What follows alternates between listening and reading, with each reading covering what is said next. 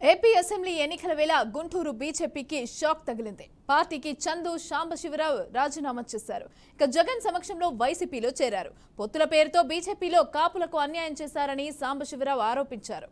వైసీపీలో కాపులకు అధిక ప్రాధాన్యత ఇస్తున్నారని, ఎమ్మెల్యే టికెట్ల విషయంలో కూడా కాపులకే సీఎం జగన్ పెద్దపీట వేశారని అన్నారు సాంబశివరావు. రైట్ గా దీనికి సంబంధించి పూర్తి డీటెయిల్స్ మా ప్రతినిధి శ్రీనివాస్ అందిస్తారు. శ్రీనివాస్, చెప్పండి, జగన్ సమక్షంలో అయితే ఆయన వైసీపీలో చేరారు. సాంబశివరావు బీజేపీకి అయితే షాక్ ఇచ్చారనే చెప్పుకోవచ్చు.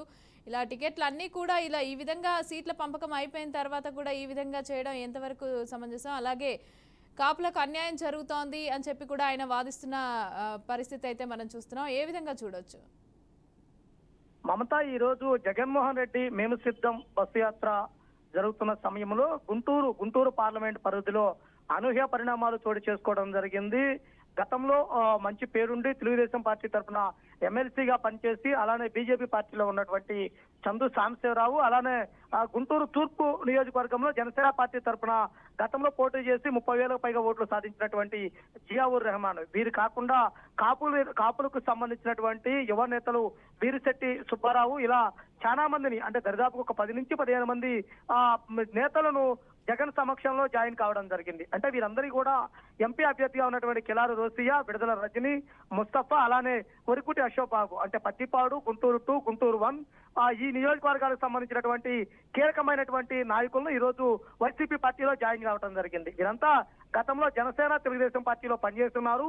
వారిని ఈ రోజు జగన్ మోహన్ రెడ్డి అభివృద్ధి పట్ల, జగన్మోహన్ రెడ్డి యొక్క సంక్షేమ పథకాల పట్ల ఆకర్షితులై జాయిన్ అవుతున్నట్లు కూడా చెప్తారు. అలానే తెలుగుదేశం, జనసేన, బీజేపీ 3 కాపులకు అన్యాయం చేశాయి కాబట్టి మేము జగన్మోహన్ రెడ్డి వెంట వెళ్తున్నాము, కాపులకి జగన్మోహన్ రెడ్డి ప్రాధాన్యత ఇస్తున్నాడు కాబట్టి ఆ విధంగా వెళ్తున్నామని కూడా చెబుతున్నటువంటి పరిస్థితి. అంటే వీళ్ళలో చూసినట్లయితే కనుక చందు సాంబశివరావు పేరున్నటువంటి నేత, అలానే ఆయన చూస్తున్నట్లయితే కనుక సైంటిస్ట్ గా కూడా పనిచేస్తున్నారు. అలానే తెలుగుదేశం, బీజేపీ పార్టీలో కీలకమైనటువంటి పదవులు కూడా నిర్వహించి ఉండడం జరిగింది. ఇక వీరితో పాటు చూసుకున్నట్లయితే కనుక జియావుర్ రెహమాన్ లాస్ట్ టైం 2019 ఎన్నికల్లో గుంటూరు 1 నుంచి పోటీ చేసి 30,000 ఓట్లు సాధించడం జరిగింది.